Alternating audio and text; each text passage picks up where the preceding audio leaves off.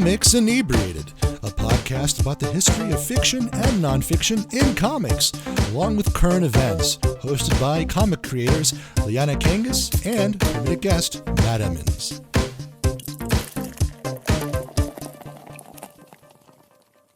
Hello, everyone, and welcome to Comics Inebriated. I am your weird and very happy host today, Liana Kangas, and I am with, I guess, still guest host, Matt Emmons. Good morning if you're listening to this in the morning, good evening if it's evening, and good night if it's nighttime. Hi. And you'll be listening to this way afterwards, but happy Impeachment Day, everybody. We're actually really blessed to have our very special guest here today, Ned Barnett. Hello, Ned. Hey, how are you? We're so happy to have you on. Oh my God. I Especially so today of all days. I'm happy to finally meet you. After all of the planned times to meet you, I'm happy to virtually meet you. Yes. It's perfect. Ned, today, what are we drinking? Today, we are drinking an Oaxacan Old Fashioned, which is a twist on the classic Old Fashioned drink, but it uses mezcal and tequila instead of brandy, bourbon, whatever is in an Old Fashioned. Bourbon. I don't think I've ever actually had... No, I've had an Old Fashioned once, but I drink the Oaxacan ones frequently enough. So, and can you tell us, the listeners, what you are here to talk about today? Today, I'm going to tell you about this really fantastically weird marketing thing that the publishers of Tintin did to mark the end of the first Tintin story, Tintin in the Land of the Soviets, where they actually hired actors to pretend to be Tintin. So when the story ended, so the story is like Tintin goes to the USSR, and it was this propaganda piece to write about the horrors of Bolshevikism, and this was published in... What year was this? This was in 1929? 1929. January 1929, so I guess it must have started in... So, 1929, January 1929, Le Petit Vétinien, which was a Belgian newspaper that was conservative, and it was run by Catholic priests that Hergé worked for. They proclaimed that we are always eager to satisfy our readers and keep them up to date on foreign affairs. We've therefore sent Tintin, one of our top reporters, to Soviet Russia. So they created this illusion that Tintin was an actual reporter that was working for the paper, and he wasn't a fictional character. And it was emphasized that the comic strip was not a series of drawings, but it was photographs that Tintin had taken. I mean, clearly it was a series of drawings. It's really funny.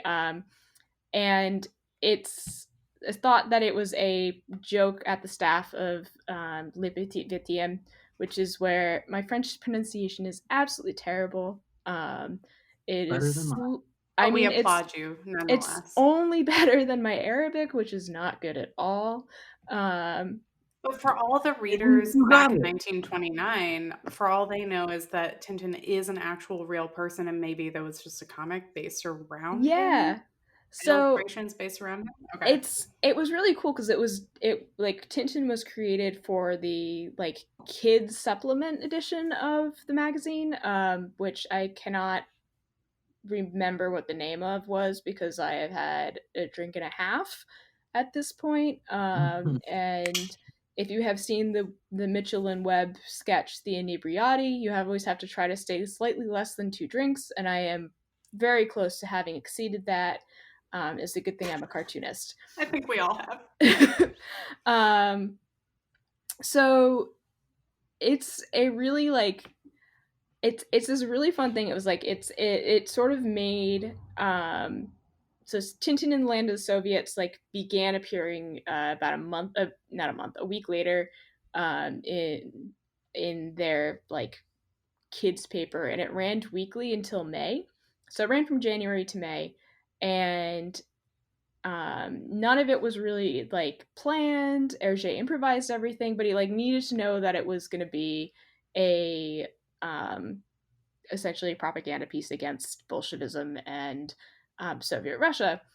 And so everyone like it was immediately successful amongst like kids, which is what they wanted, and probably like popular with the Belgian parent because it was anti-communist sentiment, and fed into like anti-Russian fears. And as a result, the editor of the paper started to organize publicity stunts to boost interest. So, like, he published a fake letter confirming Tintin's existence, and like saying that if the paper, like, this was supposed to be from the Soviet secret police, and like that these like Tintin's adventures were anti-Soviet, obviously, and if you didn't stop publishing them, that it was going to be like you would be killed. This is not actually a real thing. This is just something that the editor of the newspaper did. Right, but still publishing it. That's the wild part, is that, nowadays we could never get No, exactly. And one of the other really the thing that I thought was really cool is that the second was a publicity event that was staged to take place the day that the last piece in the serial ran. So on May 8th in 1930, the magazine organized that a 15-year-old friend of Hergé's family would pretend to be Tintin. So he was like this like small little like blonde Belgian boy. So it was a friend? Of the family of Hergé. Oh my God. Yeah. That cut and the same. That's like putting him in immediate danger. Like, no biggie, it's fine. You'll do it for the newspaper. Thanks. Yeah. So it's like this 15-year-old who's accompanied by like dressed in a Tintin costume with a white dog that was snowy, and like showed up at Brussels Gare du Nord, which is one of the railway stations, and they had put into the paper like the week beforehand that that there was gonna like Tintin was coming home on this day, and they didn't really expect it, but like hundreds and hundreds of people just showed up at the train station to see this kid dressed up as Tintin, who was like, "This is Tintin. Tintin has come home now."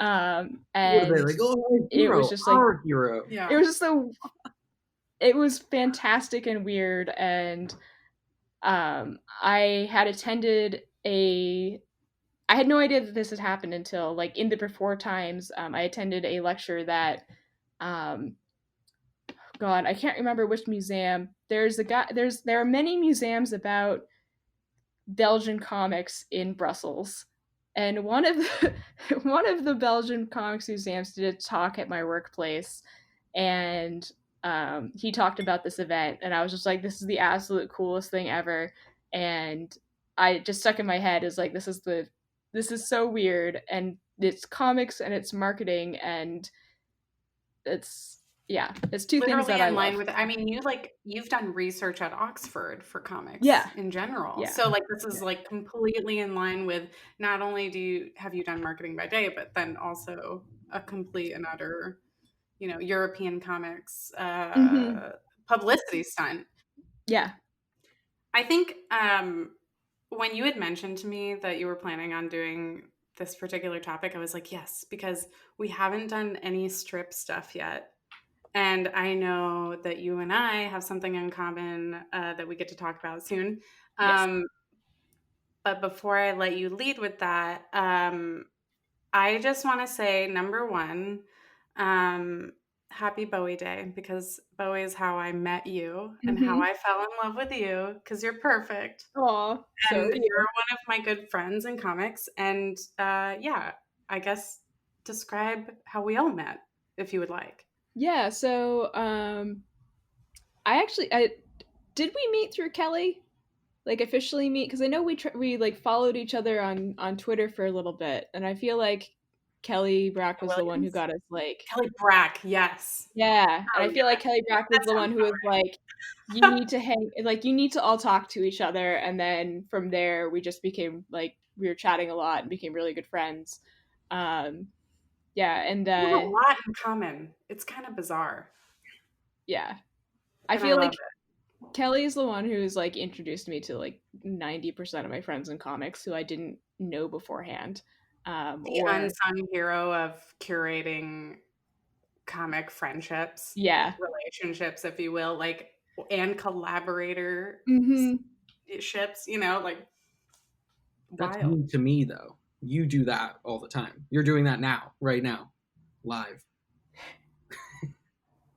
Cheers. And also, maybe that's true. Yeah, what I wasn't sure if you two knew each other before the mice stuff, or was I the one that was like, hey, I think you were go the find one who Ned? introduced us because we were pretty sure we were in the same like Room. room at Mice in 2019 and just didn't know each other or say hello or anything, and it's like, oh, like we like know each other's names but hadn't ever gotten a chance to meet, which is really really silly considering that we're both in the greater Boston area, and like the comics community here is not that big and everyone knows each other. Yeah. um I bet at a point we were living within like a 10-mile radius of each Oh other. my oh, God. And probably. never. And yeah, I think we almost met several times. It's just like the fate of my world is like I almost have met people a number of times. Like even down to like I almost met my husband like several months earlier because I was supposed to go to a party, and it was held in the middle of the day right after our like my master's thesis was due, and I just slept through it. Um, Oh my God. yeah. And then we like met each other like a month and a half later. But we had like a bunch of friends in common. So like I went to a like drinks night with his office mates, and I like knew three people there. I was like, what is this? Like I know this person. um, That's so funny. yeah, the world is weird and small, and I keep almost meeting people. But now we have finally met. I'm not sad that we've actually met now, but part of me is like, man, that was a fun game. Of Yeah. you messaged me because we were maybe gonna be in the airport at the same time, and then we weren't, and That then definitely sounds like a comics thing. Like, Was it for I going to think SPX or when I was going to Seattle it or had to be going to Seattle before obviously Emerald City didn't oh happen. yeah. So we were maybe going to see each other there, and then maybe we were going to see each other at Emerald City, Yep. and then we were definitely all going to see each That's other. what yeah, we were gonna see. We were gonna meet at Emerald City, and then COVID happened, and we did not get to meet at Emerald City. Um, so I owe so many people in comics hugs and Yes. need to be lifted. And I think I'm giving you a piggyback ride. Yeah, so Rihanna. not only do you have to lift me, like human full deadlift me, but you owe me a piggyback ride, and also there's a bank of hugs that I need to cash in on for the amount of time that we just like haven't seen each other, Mhm. do and you think that, eventually will since my signing got canceled and ECCC and now this vacation that I was also going to see you on. So that's like, I mean, I'm just stacking it up. Yep. The hugs are going to be endless. It's going to be It's like gonna be like weird hugs in front of people. it's gonna be like an hour and a half of me just like hugging you. Yeah. I'm pretty Like sure it builds interest several too. years. Yeah. Deadlift me at my artist alley table. We're next Mhm. to each other, just working out the entire time. It'll be great. Yep. It'll be yeah, I'll do prison squats with you on my back. See, everyone wants to see that. That's the spectacle to be seen, and to also sell tons of stuff in Artist Alley. Yeah. Really. I think I remember like I knew that I was like, oh, I want to be friends with Ned when you were posting some of your Bowie stuff, and then like having, uh, I think recently plugged like Dreamers of the Day or whatever, just being Yeah. like, I don't read enough about history, so let's get to know Ned and like Ned reads everything. too much about history. Yeah, so That's how I know of you too, as one of the more like historically minded comics people, where everyone's just like, it's and everyone for a long time, most of the people in Yeah. the room is like sci-fi or speculative fiction, where it's like very far future stuff, and you're one of the few people I know in comics talking about history and also doing research and not just making it up. Yeah, it's really fun. I love reading fantasy and sci-fi.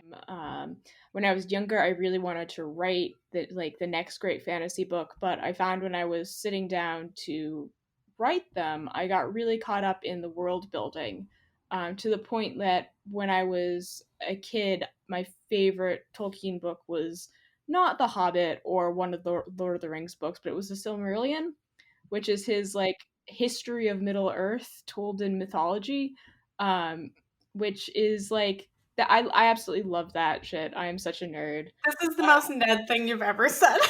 No. As soon as you said Tolkien, I was like, it's of course gonna be that. It's Yeah. just gonna be the lore. Like, yeah. Although I will say, I have spent a lot of time just Googling Elder Scrolls lore. Mhm. Right. I think between the three of us buying art books, mostly because it has the lore and like speculative Mhm. like theories about, those are always my favorite too. Yeah. Yeah. And and I just love history because the world building is already done for me. It's just a case that I have to, and what I love is just delving into things and looking at the relationships of people. Like I just read a book about the construction of the Duomo in Florence, and I'd taken a class in about 10 years ago about the architectural history of Florence. I thought it was really fascinating, and this was just like a very short, light airplane read refresher on a couple of weeks of that class. But it was Light really read. fun. It was like under 200 pages, and it was very fluffy. And I was reading it, and I was like, this is the book that I'm sure people like. If you saw on Twitter me going, I read a book that should have been a comic. Like this was the book that should have been a comic. Ooh, can I give you my wish list of comics I want to see you do? Yes. Let me get a pen and paper so I can write Yes. down. I would like this is not the equivalent, by the way, of like, I want to see you draw this. This is like, I hope that these are things that fall in your realm of like your career one day and like you get paid a Mhm. ton of money for. I want Bowie's autobiography in comic form by you. Like Chef's Kiss, like that would definitely be a Ned book. I would love to Um, do that and like do a full like look at his life and like not just a specific period, and yeah, that would be like a dream project. I would love to see a couple pages of him during the milk and peppers phase, where he's only eating milk or only eating peppers and only drinking milk, and And thinks there's a demon in his having food. a bunch of cocaine all the time. Oh yeah, how that's much what I was cocaine? saying. Oh, fat rails. Imagine a lot of cocaine. It's more than that. Mm-hmm. Yeah, Yeah. Just yeah. like piles of coke. More than any of us could afford by a lot. And that was just his breakfast. Oh yeah, Mhm. with some red peppers. Mm-hmm. Right. It would also be cool to see you do historical comics about some like legendary venues in like music wise. Mm-hmm. Just because like I know you like music as much as some of our inner circles like, as invested in. And I think that your love of architecture and things like that and like the crossover between, obviously I am in the industry where I'm like, I love music, I love vinyl, I love records, or like anything like that. But that's my wish list. I know that's very specific and probably There's gonna nowhere be like near 40 any of the things. historical things you want to cover, but I'm like, No, Ned has I time. would Ned love can do that. I love musical history so much. That was another like area of interest of mine when I was younger, before I like really hit into my obsession with the First World War. Was musical history. Like I love reading about the British invasion, and I used to actually sit down, and before I really knew who the different musicians were, I would pick up biographies about them. So like I like read a before I listened to Bowie, I read a biography of Bowie when I was in high school, and like Oh, wow. I read biographies about the Animals and Led Zeppelin and the Clash, and then like one of my favorite books as it Did You? Yeah, and one of my favorite books when I was in college was a biography of Keith Moon, from the drummer of The Who, and Oh, he was wow. just like a weird dude and died in the same apartment as Mama Cass, which I always thought that was like Weird. weirdest piece of like of music Yeah. trivia. And yeah, all this. Now all we're that stuff definitely is having really you cool. come on next time for like a whole bunch of music and No, comic yeah. related stuff. Just call this a part 1, and then part 2 is not related to this, but it is that. We were already Part two, joking I will before talk we- about Babies in Black, which is a comic about Astrid. I can't remember her last name, who was like the person who came up with the Beatles, like whole look. Oh, wow. It's a really cool comic. My one like disappointment with it is that it was originally a bilingual comic. So if you read it as it was originally published, all of the German is written in German and all of the English is written in English. But with the translation that First Second put out, they didn't do anything to really differentiate between what was originally in German and what was originally in English. So I didn't really know about this until I was talking with a friend of mine who is a German poetry translator, and she was like, "Wasn't this a cool thing that they did?" And I was like, "I didn't have that in my book." So lame. Oh, I wow. get why they do it, but I think it's nicer if they didn't. I just would have liked them to like do a different font to like, or to show that it was translated. Yeah, at least do, like that asterisk where they say like speaking in German, like at least that. Yeah. I think I'm already like making a mental list of like how many other books I want you to do. I mean, I will happily talk about any and all comics. But because, I mean, we're lucky to have you as a guest, but also like I want to hear about all the things that you're working on right now, because coincidentally, you actually reminded me that we're working on a couple things mutually together. I can't wait to find out. Is there anything you'd like to plug? Yeah, so for this. we're recording this in early January, and I'm really excited. I have a comic in the upcoming COVID Chronicles, which is a comics anthology published by Graphic Mundi that's going to be in the book market, which is really exciting. It's edited, by Kendra Beaulieu. Graphic Mundi is out of Penn State University Press, and they do graphic medicine and all sorts of other like really cool, and translation is like the two things that they've done a lot of. And I was approached by them back in the start of COVID because I was doing a daily comic about COVID in the greater Boston area. Oh, yeah. I completely forgot that I did that for like your dailies. Oh my gosh. What? Your dailies were like you were the only person that was really doing it. I'm going to say I forgot too, but as soon as you said it, I literally just remembered like all of them. I can't believe, like, I burnt myself out because I was working on those like 4 hours a day.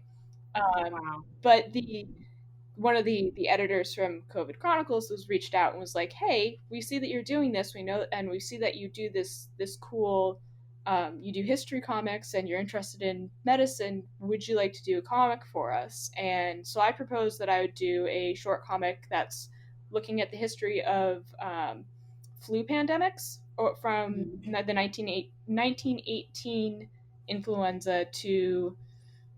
I finished drawing this over the summer, so I'm blanking with the last one that it was. It was was it avian flu? No, it was swine flu. But it covered avian flu as well. So even better for someone to buy it, though, right? Yeah, it was really fun to do. And thank you to the CDC for having essentially a website about flu pandemics over the last 100 years, because I mined that pretty well. But it was really cool because I was like reading about what the different vaccines looked like, and like down to like how they delivered it in the syringes, and different countries had different ways. And I'm such a history nerd that I was like, this is my glory. This is very definitely focused on your brand of comics. Oh yeah. It was like, what can I do that is my brand of Academic. academic Historical. research.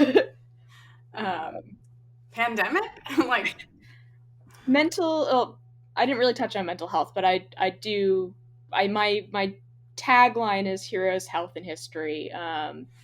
Like a lot of people in the greater Boston area, I do a lot of graphic medicine, which is talking about medicine in comics as either as a patient or as a provider. I do it from a patient's perspective because I am not a medical provider, which I would like people to remember sometimes when they come up to me. so it's navigating mental health Yeah.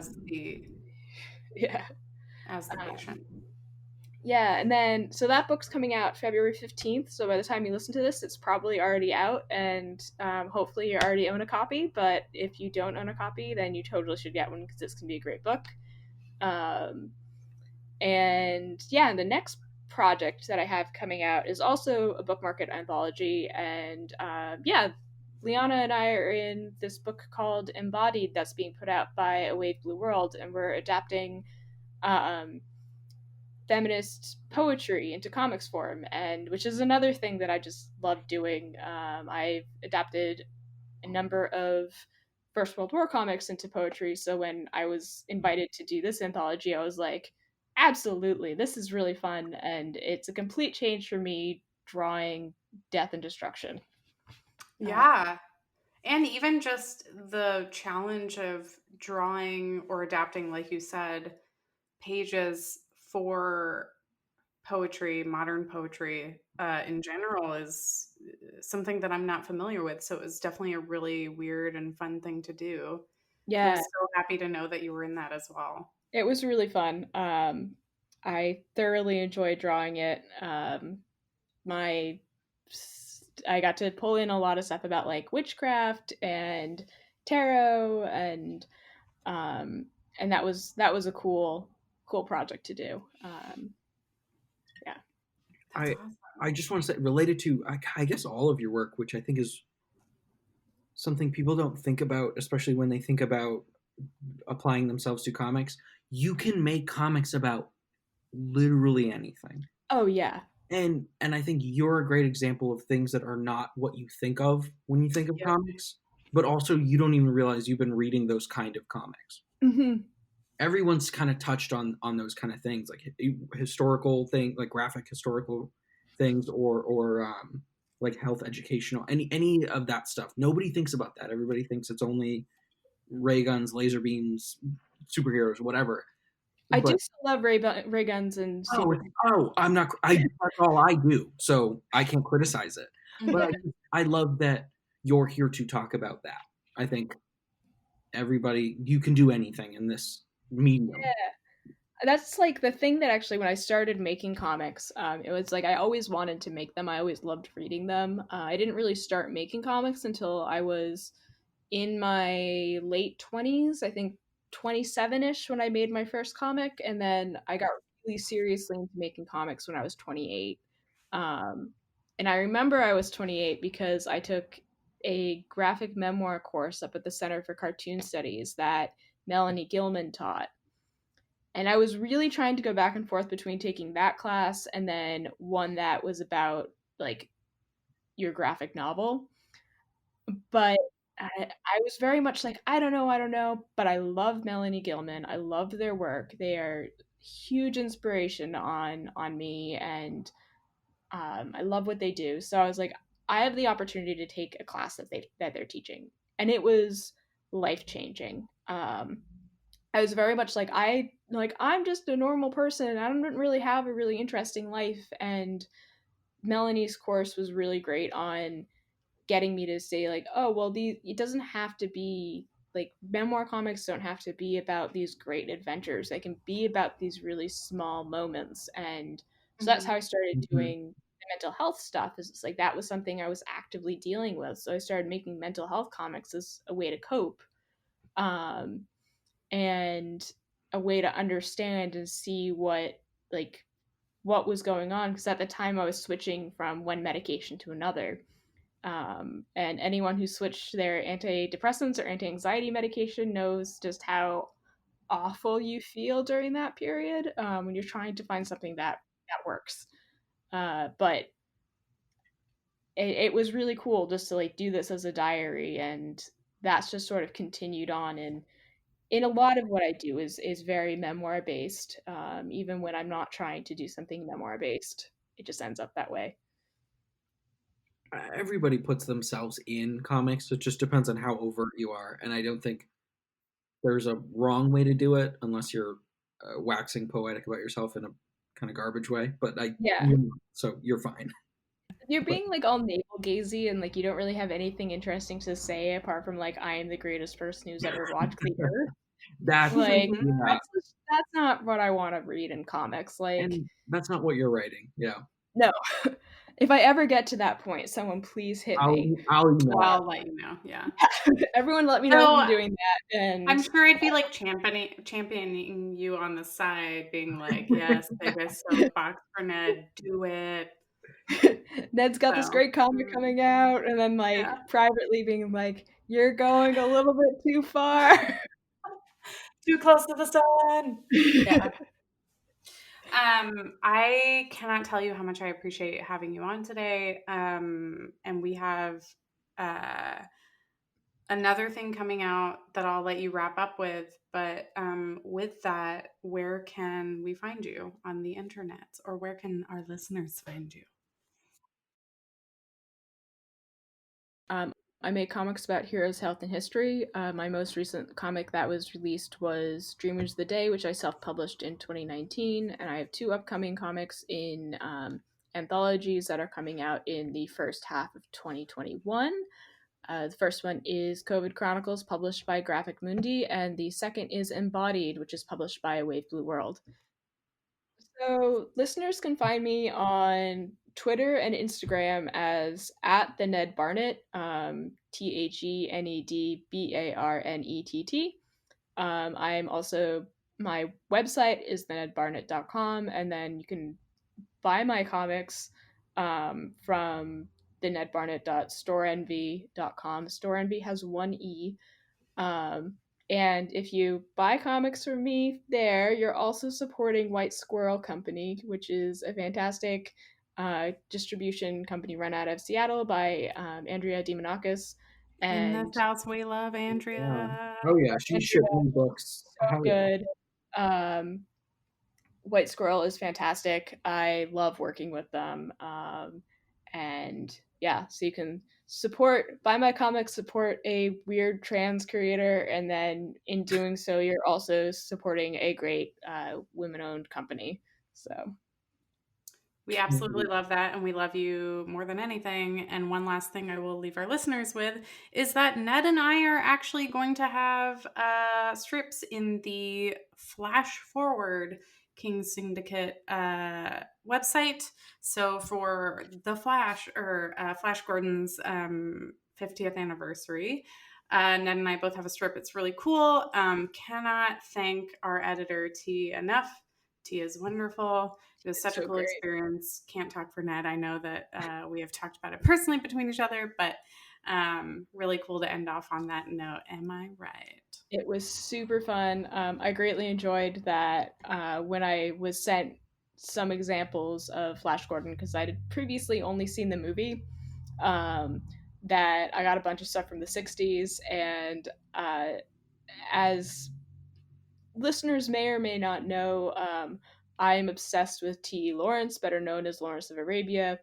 And the 1960s drawings of Flash Gordon look just like Peter O'Toole in that movie.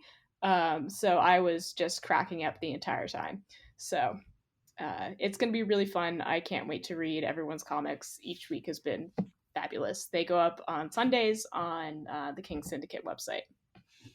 So good. And honestly, I feel like such a good group of creators to be surrounded by, let alone such a great license to work on. So really excited about that. We love you, Comics Inebriated listeners. Thank you so much for hanging out with us. Over. Appreciate it. Yeah. And we hope you have a wonderful week. Take care of yourselves.